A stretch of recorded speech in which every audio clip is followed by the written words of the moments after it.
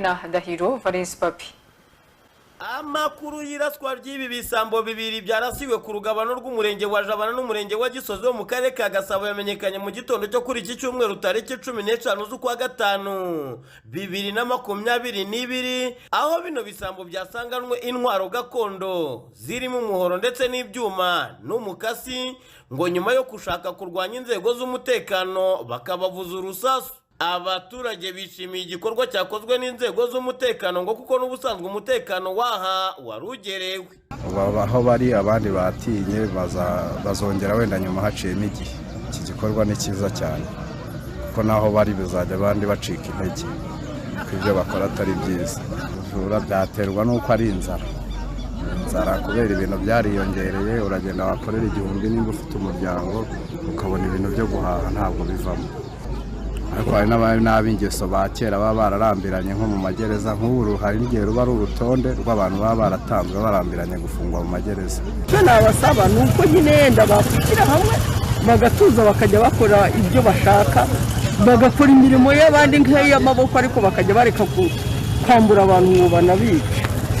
Ibintu nk'ibi bibayeho bakarasa abantu bagapfa, bumva ubuzima bw'abaturage batakariye, n'abandi bashaka kubyishyiramo ibintu nk'ibyo ngibyo bagomba kubihagarika kuko nabo mu minsi mike bashobora kubapfira. Kwishora muri ubu busambo bona biterwa n'iki se? Ntekereza ko biterwa n'ibintu byinshi, hari ibibazo byo mu mutwe, hari ubukene bukabije, hari n'ababigize ingeso n'ibiyobyabwenge nabyo bishobora kuba bigiramo uruhare. Ikindi ntabwo wamenya niba babirashe byirukanka cyangwa biri kubarwanya, gusa umwanzuro ngiye mbona ukwiriye nuko bazajya babishyikiriza ubutabera bigakatirwa imanza bakabijyana bakajya kubigorora. Uwo mbonye mugenda ndamuzi kuko n'undi batsinda ari hatuzengereje. Yitwa Mujura. Ntabwo nzi izina rye ariko gisanzwe muzi. Namubonaga uko wagenda. Icyitwa umujura n'agahinda kuko nawe iyo aje kukwambura se ugira ngo ari mu hakugiriramo nta miyaga agomba guhitana nawe. Urumva ibintu mwakoze rero ni uburyohe. Ahubwo mujye mwama muducungira umutekano nk'uko ngo abantu bajya bahanyura bakabafata bakabambura. Ubwo rero rwose ikintu mwakoze ni ukuri, ahubwo mukomerezeho.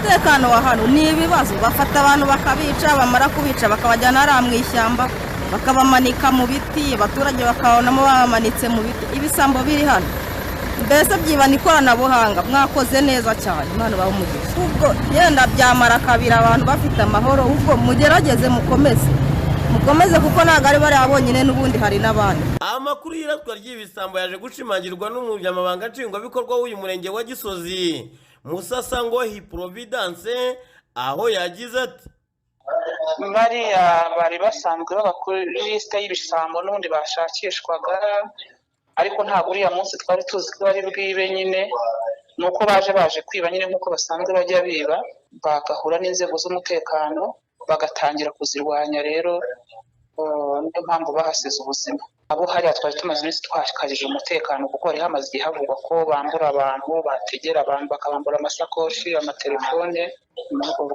nabo rero bafatiwe mu cyuho. Aha kandi yaboneyeho gusaba abaturage gutangira amakuru ku gihe ku bantu babonye badasanzwe bamenyereye, kugira ngo habe habasha gukurikiranwa imyitwarire y'aho bavuye n'ikibagenza.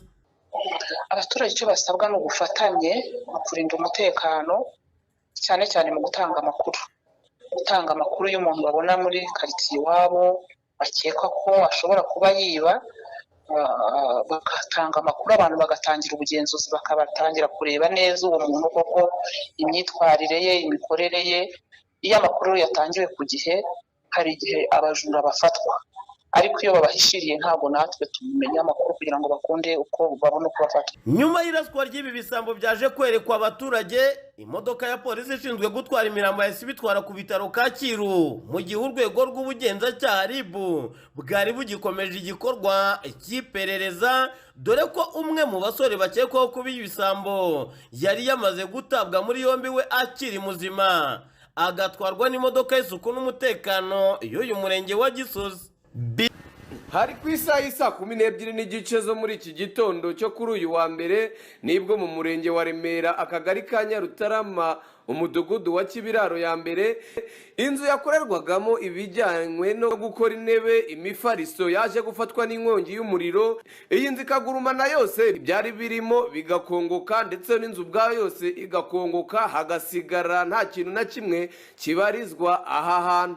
Ndetse kandi iyi nkongi yaje kwandukira n'undi muryango w'umusore wacuruzaga telefone, nazo zose zirashya zirakongoka. Bamwe mu baturage twaganiriye babonye ibi byose biba babitangarije BTN TV bagira bati: ubundi kuntu byagenze, twari turi hano hirya muri karitsiye turi gucuruza, tubona hano ubu ngaho hacunze umwotsi. ubwo ngubwo nibwo twaje dusanga yambaye ubusa, arangije nta n'ikintu na kimwe yasohoye, nyine nawe byamuyobeye ahita asohoka yirukanka, uhita uba mwinshi, uhita ufatwa na hariya.